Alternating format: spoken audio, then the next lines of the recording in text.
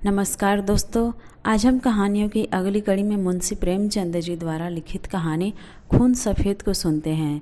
लेकिन उससे पहले आप सभी लोग से एक विनम्र अनुरोध है कि अगर चैनल पर नए हैं तो चैनल को सब्सक्राइब ज़रूर कीजिएगा। कहानी अच्छी लगे तो लाइक शेयर कमेंट ज़रूर कीजिएगा। तो चलिए शुरू करते हैं कहानी खून सफ़ेद। चैत का महीना था, लेकिन वे खलिहान जहाँ अनाज की ढेरियाँ लगी रहती थीं पशुओं के शरणास्थल बने हुए थे। जहाँ घरों से फाग और बसंत का आलाप सुनाई पड़ता, वहाँ आज भाग्य का रोना था। सारा चौमासा बीत गया, पानी की एक बूंद न गिरी। जेठ में एक बार मूसलाधार वृष्टि हुई थी। किसान फूले न समाये, खरीफ की फसल बो दी, लेकिन इंद्रदेव ने अपना सर्वस्व शायद एक बार ही लुटा दिया था। पौधे उगे, बढ़े और फिर सूख गए। गोचर भूमि में घास न जमी। बादल आते, घटाएं उमड़ती। ऐसा मालूम होता कि जल थल एक हो जाएगा, परंतु वे आशा की नहीं, दुख की घटाएं थीं। किसानों ने बहुतेरे जप तप किए, ईंट और पत्थर देवी देवताओं के नाम से पुजाए, बलिदान किए। पानी की अभिलाषा में रक्त के पनाले बह गए, लेकिन इंद्रदेव किसी तरह न पसीजे। न खेतों में पौधे थे, न गोचरों में घास, न तालाबों में पानी। बड़ी मुसीबत का सामना था। जिधर देखिए धूल उड़ रही थी। दरिद्रता और क्षुधा पीड़ा के दारुण दृश्य बने दिखाई देते थे। लोगों ने पहले तो गहने और बर्तन गिरवी रखे और अंत में बेच डाले। फिर जानवरों की बारी आई और अब जीविका का अन्य कोई सहारा न रहा। तब जन्मभूमि पर जान देने वाले किसान बाल बच्चों को लेकर मजदूरी करने निकल पड़े। अकाल पीड़ितों की सहायता के लिए कहीं कहीं सरकार की सहायता से काम खुल गया था। बहुतेरे वही जाकर जमे, जहाँ जिसको सुविधा हुआ वह उधर ही जा निकला। संध्या का समय था। जादू राय थका मांदा आकर बैठ गया और स्त्री से उदास होकर बोला, दरखास्त नामंजूर हो गई। यह कहते कहते वह आंगन की जमीन पर लेट गया। उसका मुख पीला पड़ रहा था और आंतें सिकुड़ी जा रही थी। आज 2 दिन से उसने दाने की सूरत नहीं देखी। घर में जो कुछ विभूति थी, गहने कपड़े बर्तन भाड़े सब पेट में समा गए। गांव का साहूकार भी पतिव्रता स्त्रियों की भांति आंखें चुराने लगा।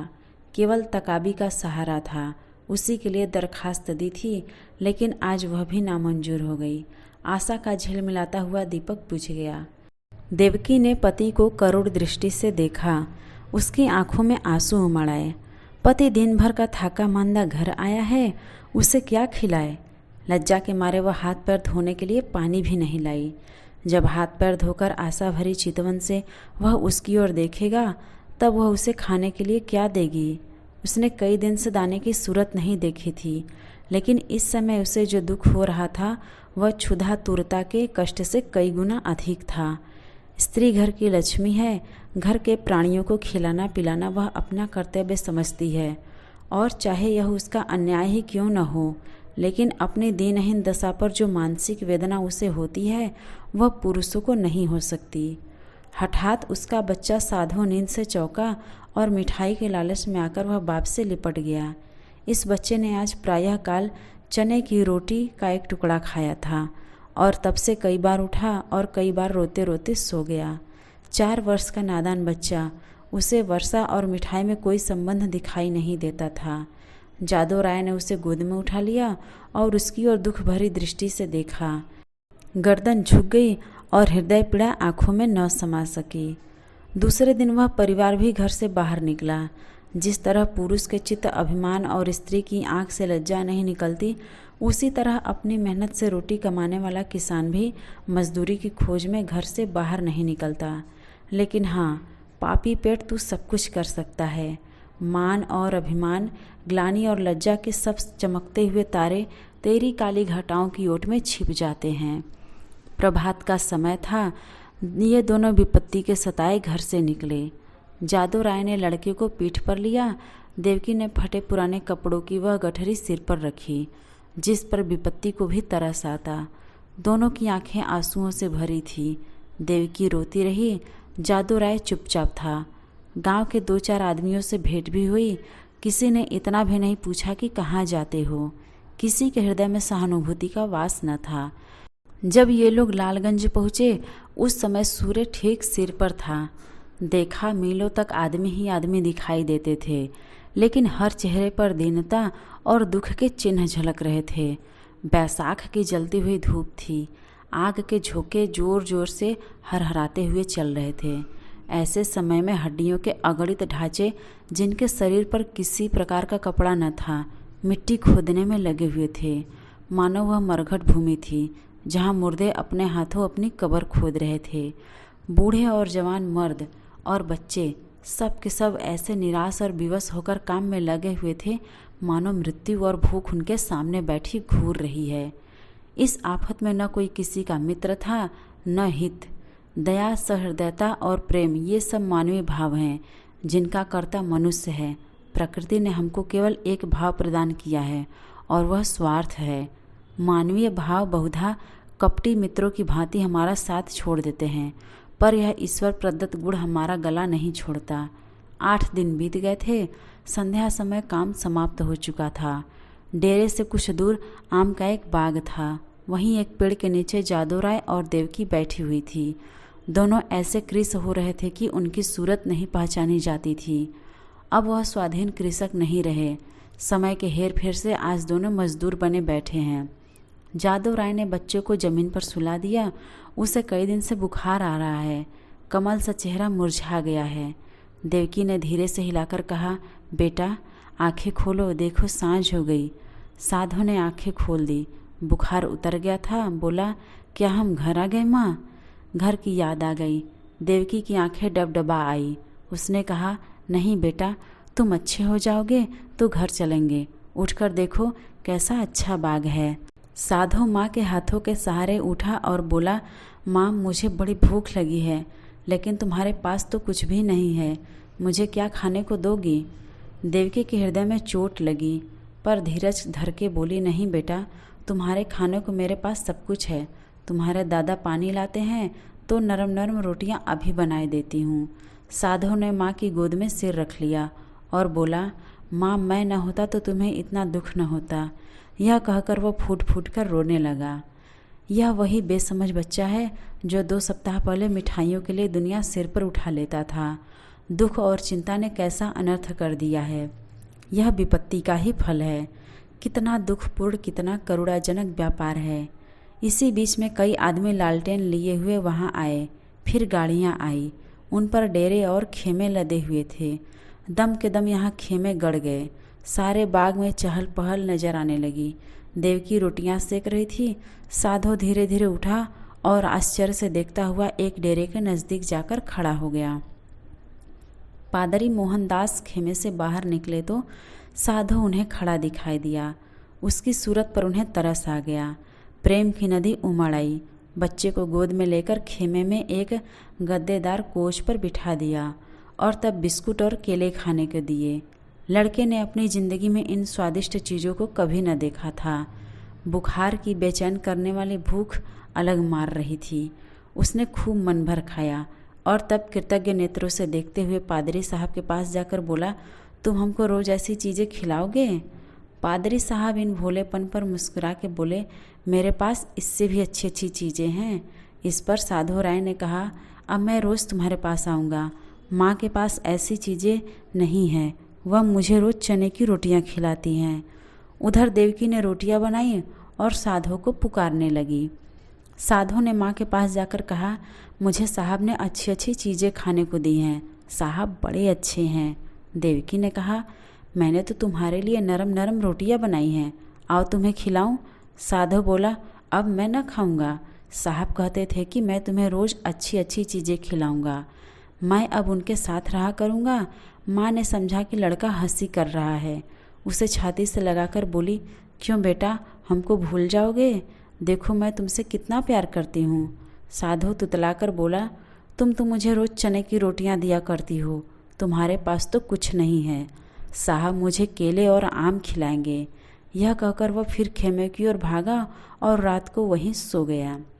पादरी मोहनदास का पड़ाव वहाँ 3 दिन तक रहा। साधो दिन भर उन्हीं के पास रहता। साहब ने उसे मीठी दवाइयाँ दी। उसका बुखार जाता रहा। वह भोले भाले किसान यह देखकर साहब को आशीर्वाद देने लगे। लड़का चंगा हो गया और आराम से है। साहब को परमात्मा खुशी रखे, उन्होंने बच्चे की जान बचा ली।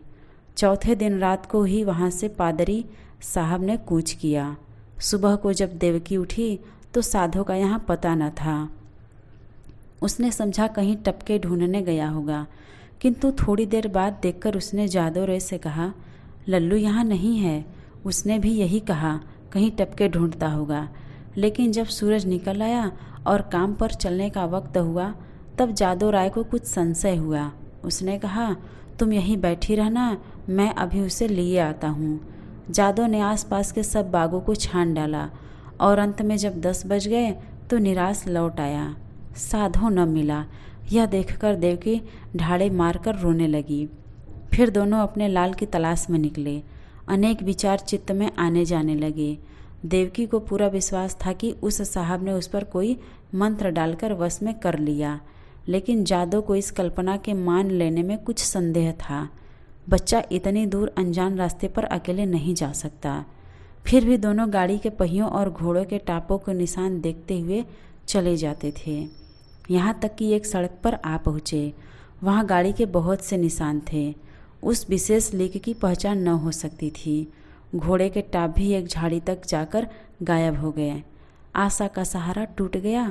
दोपहर हो गई थी। दोनों धूप के मारे बेचैन और निराशा से पागल हो रहे थे। वहीं एक वृक्ष की छाया में बैठ गए। देवकी विलाप करने लगी। जादो राय ने उसे समझाना शुरू किया। 3 दिन तक ये दोनों अपने खोए हुए लाल की तलाश करते रहे।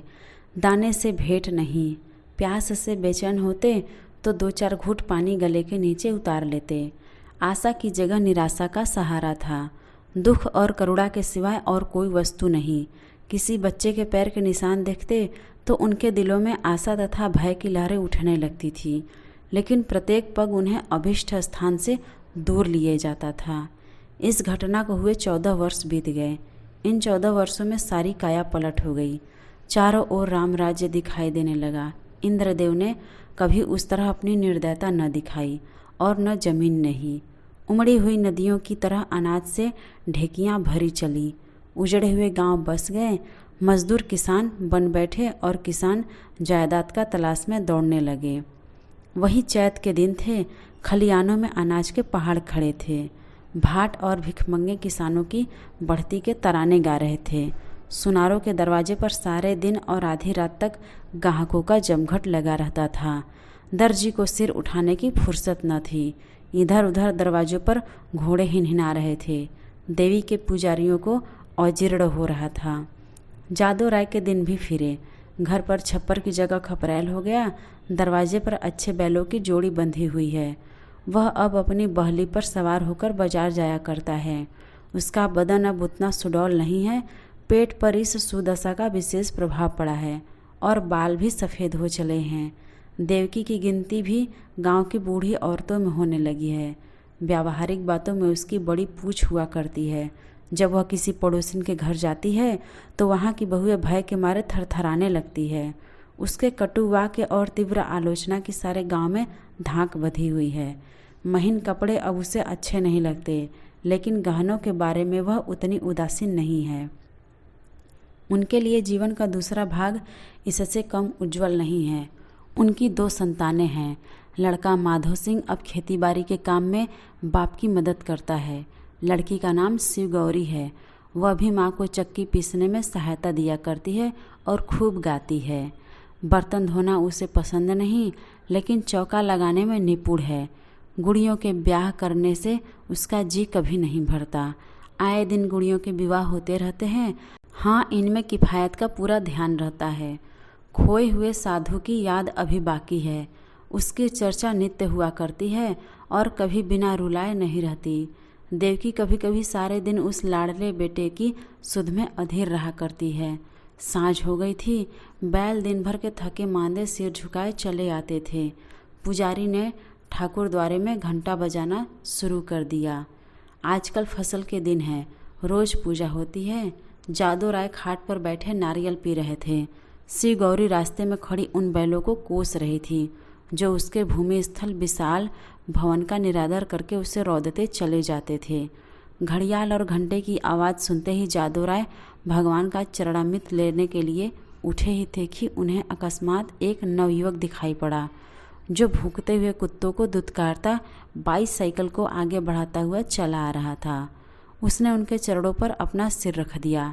जादू राय ने गौर से देखा और तब दोनों एक दूसरे से लिपट गए। माधव भौचक होकर बाईसाइकिल को देखने लगा। शिव गौरी रोती हुई घर में भागी और देवकी से बोली, दादा को साहब ने पकड़ लिया है। देवकी घबराई हुई बाहर आई। साधु उसे देखते ही उसके पैरों पर गिर पड़ा। देवकी उसे छाती से लगाकर रोने लगी। गांव के मर्द, औरतें और बच्चे सब जमा हो गए। मेला सा लग गया। साधु ने अपने माता पिता से कहा, मुझ अभागे से जो कुछ अपराध हुआ हो उसे क्षमा कीजिए। मैंने अपनी नादानी से स्वयं बहुत कष्ट उठाए और आप लोगों को भी दुख दिया, लेकिन अब मुझे अपनी गोद में लीजिए। देवकी ने रोकर कहा, जब हमको छोड़कर भागे थे तो हम लोग तुम्हें 3 दिन तक बेदाना पानी के ढूंढते रहे, पर जब निराश हो गए तब अपने भाग्य को रोकर बैठे रहे। तब से आज तक कोई ऐसा दिन न गया कि तुम्हारी सुधि न आई हो। रोते रोते एक युग बीत गया। अब तुमने खबर ली है। बताओ बेटा, उस दिन तुम कैसे भागे और कहाँ जाकर रहे? साधु ने लज्जित होकर उत्तर दिया, माताजी, अपना हाल क्या कहूँ। मैं पहर रात रहे आपके पास से उठकर भागा। पादरी साहब के पड़ाव का पता शाम को ही पूछ लिया था। बस पूछता हुआ उनके पास दोपहर को पहुँच गया। साहब ने मुझे पहले समझाया कि अपने घर लौट जाओ, लेकिन जब मैं किसी तरह राजी न हुआ तो उन्होंने मुझे पूना भेज दिया। मेरी तरह वहाँ सैकड़ों लड़के थे। वहाँ बिस्किट और नारंगियों का भला क्या जिक्र। जब मुझे आप लोगों की याद आती मैं अक्सर रोया करता, मगर बचपन की उम्र थी, धीरे धीरे उन्हीं लोगों से हिल मिल गया। हाँ, जब से कुछ होश हुआ है और अपना पराया समझने लगा हूँ, तब से अपनी नादानी पर हाथ मलता रहा हूँ। रात दिन आप लोगों की रट लगी हुई थी। आज आप लोगों के आशीर्वाद से यह शुभ दिन देखने को मिला। दूसरों में बहुत दिन काटे, बहुत दिनों तक अनाथ रहा। अब मुझे अपनी सेवा में रखिए, मुझे अपनी गोद में लीजिए। मैं प्रेम का भूखा हूँ। बरसों से मुझे जो सौभाग्य नहीं मिला वह अब दीजिए। गांव के बहुत से बुढ़े जमा थे। उनमें से जगत सिंह बोले, तो क्यों बेटा, तुम इतने दिनों तक पादरियों के साथ रहे, उन्होंने तुमको भी पादरी बना लिया होगा। साधु ने सिर झुकाकर कहा, जी हाँ, यह तो उनका दस्तूर है।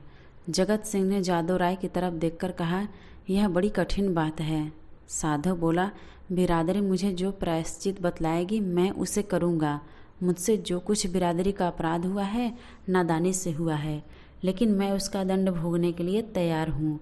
जगत सिंह ने फिर जादू राय की तरफ कनखियों से देखा और गंभीरता से बोले, हिंदू धर्म में ऐसा कभी नहीं हुआ है। यो तुम्हारे माँ बाप तुम्हें अपने घर में रख लें, तुम उनके लड़के हो, मगर बिरादरी कभी इस काम में शरीक न होगी। बोलो जादू राय, क्या कहते हो? कुछ तुम्हारे मन की भी तो सुन ले। जादू राय बड़ी दुविधा में था। एक ओर तो अपने प्यारे बेटे की प्रीति थी, दूसरी ओर बिरादरी का भय मारे डालता था। जिस लड़के के लिए रोते रोते आंखें फूट गई, आज वही आंखों के सामने खड़ा आंसू भरे कहता है, पिताजी मुझे अपनी गोद में लीजिए।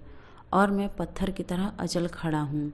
शोक, इन निर्दयी भाइयों को किस तरह समझाऊं, क्या करूं क्या न करूं। लेकिन माँ की ममता उमड़ आई। देवकी से न रहा गया। उसने अधीर होकर कहा, मैं अपने घर में रखूंगी और अपने कलेजे से लगाऊंगी। इतने दिनों के बाद मैंने उसे पाया है, अब उसे नहीं छोड़ सकती। जगत सिंह रुष्ट होकर बोले, चाहे बिरादरी छूट ही क्यों न जाए। देवकी ने भी गर्म होकर जवाब दिया, हाँ, चाहे बिरादरी छूट जाए। लड़के वालों ही के लिए आदमी बिरादरी की आड़ पकड़ता है। जब लड़का न रहा तो भला बिरादरी किस काम आएगी। इस पर कई ठाकुर लाल लाल आँखें निकाल कर बोले, ठकुराइन बिरादरी की तो खूब मर्यादा करती हो। लड़का चाहे किसी रास्ते पर जाए, लेकिन बिरादरी चू न करे, ऐसी बिरादरी कहीं होगी। हम साफ साफ कह देते हैं कि अगर यह लड़का तुम्हारे घर में रहा तो बिरादरी भी बता देगी कि वह क्या कर सकती है। जगत सिंह कभी कभी जादू राय से रुपए उधार लिया करते थे। मधुर स्वर से बोले, भाभी, बिरादरी यह थोड़े ही कहती है कि तुम लड़के को घर से निकाल दो। लड़का इतने दिनों के बाद घर आया है तो हमारे सिर आंखों पर रहे। बस जरा खाने पीने और छूत छात का बचाव करना जरूरी है। बोलो जादू भाई, अब बिरादरी को कहाँ तक दबाना चाहते हो? जादू राय ने साधु की तरफ करुणा भरे नेत्रों से देखकर कहा, बेटा, जहाँ तुमने हमारे साथ इतना सलूक किया है वहाँ जगत भाई की इतनी कहा और मान लो। साधु ने कुछ तीक्ष्ण शब्दों में कहा, क्या मान लूँ? यह कि अपनों में गैर बनकर रहूँ, अपमान सहूँ, मिट्टी का घड़ा भी मेरे छू लेने से अशुद्ध हो जाए? न, यह मेरा किया न होगा। इतनी निर्लज्जता नहीं। जादू राय को पुत्र की यह कठोरता अप्रिय मालूम हुई। वे चाहते थे कि इस वक्त बिरादरी के लोग जमा है, उनके सामने किसी तरह समझौता हो जाए। फिर कौन देखता है कि हम उसे किस तरह रखते हैं। चिढ़कर बोले, इतनी बात तो तुम्हें माननी ही पड़ेगी। साधु राय इस रहस्य को न समझ सका। बाप की इस बात में उसे निष्ठुरता की झलक दिखाई पड़ी। बोला, मैं आपका लड़का हूँ, आपके लड़के की तरह रहूँगा। आपके भक्ति और प्रेम की प्रेरणा मुझे यहाँ तक लाई है। मैं अपने घर में रहने आया हूँ। अगर यह नहीं है तो इसके सिवा मेरे लिए और कोई उपाय नहीं कि जितनी जल्दी हो सके यहाँ से भाग जाऊँ। जिनका खून सफ़ेद है उनके बीच में रहना व्यर्थ है। देवकी ने रोकर कहा, लल्लू, मैं अब तुम्हें न जाने दूंगी। साधु की आंखें भर आई, पर मुस्कुराकर बोला, मैं तो तुम्हारी थाली में खाऊंगा। देवकी ने उसे ममता और प्रेम की दृष्टि से देखकर कहा, मैंने तो तुझे छाती से दूध पिलाया है, तू मेरी थाली में खाएगा तो क्या मेरा बेटा ही तो है, कोई और तो नहीं। साधु इन बातों को सुनकर मतवाला हो गया।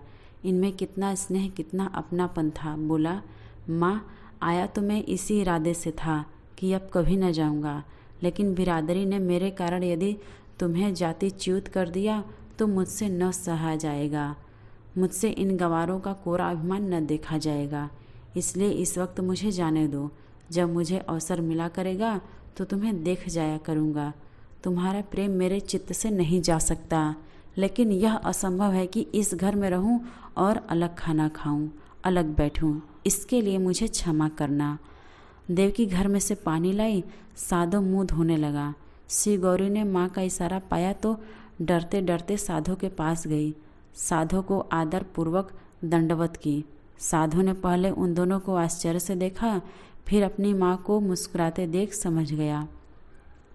दोनों लड़कों को छाती से लगा लिया और तीनों भाई बहन प्रेम से हंसने खेलने लगे। माँ खड़ी यह दृश्य देखती रही और उमंग से फूली न समाती थी। जलपान करके साधु ने बाईसाइकिल संभाली और माँ बाप के सामने सिर झुकाकर चल खड़ा हुआ। वहीं जहाँ से तंग होकर आया था, उसी क्षेत्र में जहाँ अपना कोई न था। देवकी फूट फूट कर रो रही थी और जादू राय आंखों में आंसू भरे हृदय में एक ऐंठन सी अनुभव करता हुआ सोचता था, हाय मेरे लाल, तू मुझसे अलग हुआ जाता है। ऐसा योग्य और होनहार लड़का हाथ से निकला जाता है, और केवल इसलिए कि अब हमारा खून सफ़ेद हो गया। तो आज की ये मुंशी प्रेमचंद जी द्वारा लिखित कहानी खून सफ़ेद आपको कैसा लगा, कमेंट करके ज़रूर बताइएगा। और अगर चैनल पर नए हैं तो चैनल को सब्सक्राइब ज़रूर कीजिएगा और अपने दोस्तों को भी शेयर कीजिएगा।